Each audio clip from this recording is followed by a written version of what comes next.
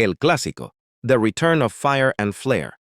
After several years of uncertainty, this latest edition of El Clásico reminded the world what makes football's most iconic rivalry so intoxicating.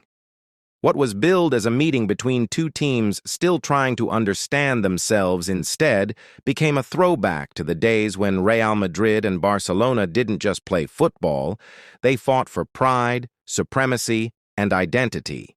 There was no Sergio Ramos this time, yet his spirit seemed to linger over the Bernabeu. Once upon a time, Ramos and Pepe were the headline villains of the Clásico saga. Today, two new protagonists have emerged, Lamine Yamal and Vinicius Jr. Both young, both brilliant, and both utterly convinced they are the best in the world. The beautiful chaos returns. Critics were quick to point fingers.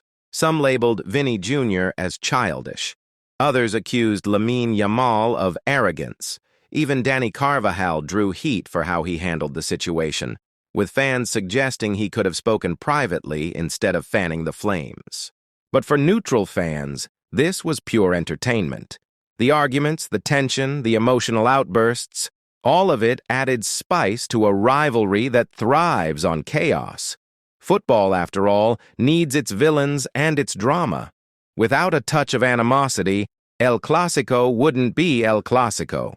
No one wants violence or bloodshed on the pitch, but there must be emotion, there must be passion. That hint of hatred that makes every tackle and every goal feel like a declaration. Real Madrid seized control. The match itself ended 2-1 in favor of Real Madrid, a result that gives Los Blancos a crucial 5-point lead over their eternal rivals. It's an advantage they'll treasure, especially knowing that in the next meeting, Barcelona will return to a full-capacity Camp Nou, a potentially defining moment in the title race. From the opening whistle, Real Madrid looked sharp. Their front three, Mbappé, Bellingham, and particularly Vinicius Jr., set the tone early. For Vini Jr., this was arguably his best performance since early 2025. Since losing the Ballon d'Or to Rodri last season, the Brazilian had struggled to find his spark in big matches. But at the Bernabeu, for 70 minutes before being substituted, he showed exactly why he once felt robbed of that crown. His pace, flair, and intensity reminded everyone of his true ceiling. Barcelona's missing pieces. Barcelona entered the match without head coach Hansi Flick, who served a suspension, and without one of their defensive anchors, Íñigo Martínez. In recent Clásicos, Martínez had been crucial to keeping Real Madrid at bay. His absence forced Eric Garcia into the lineup, and while Garcia has been one of Barca's better performers this season, the Bernabeu demanded more than technique. It demanded calm, experience, and authority, all of which were sorely missed. Pedri's red card compounded their problems. It was an off night for the young Spaniard, who is usually among Europe's brightest number 10s. I've long said that the four best under-23 playmakers in Europe are Pedri, Musiala, Bellingham, and Palmer, in that order. But on this night, Bellingham proved superior.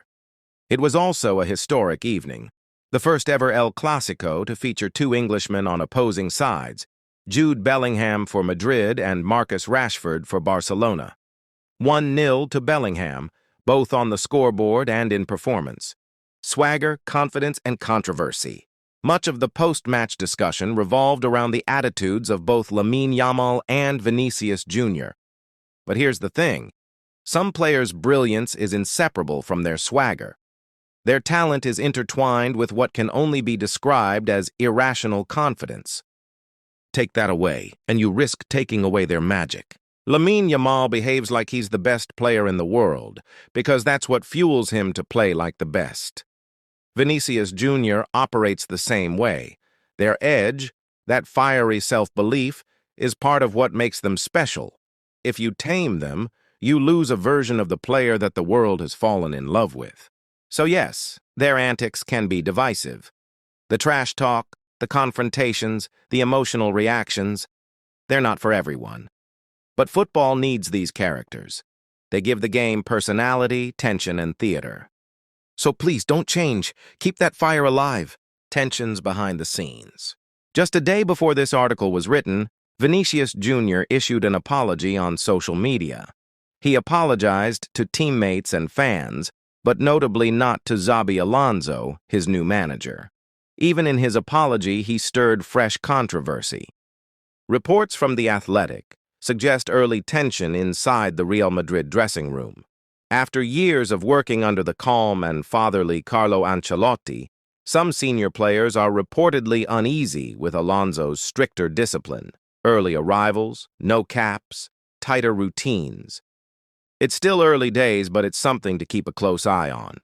Change always brings friction, and even success can't always mask the internal battles within a big club.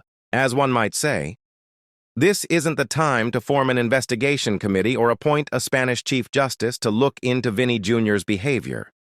But yes, we'll be watching closely, because that's what El Clásico does. It demands attention, on and off the pitch.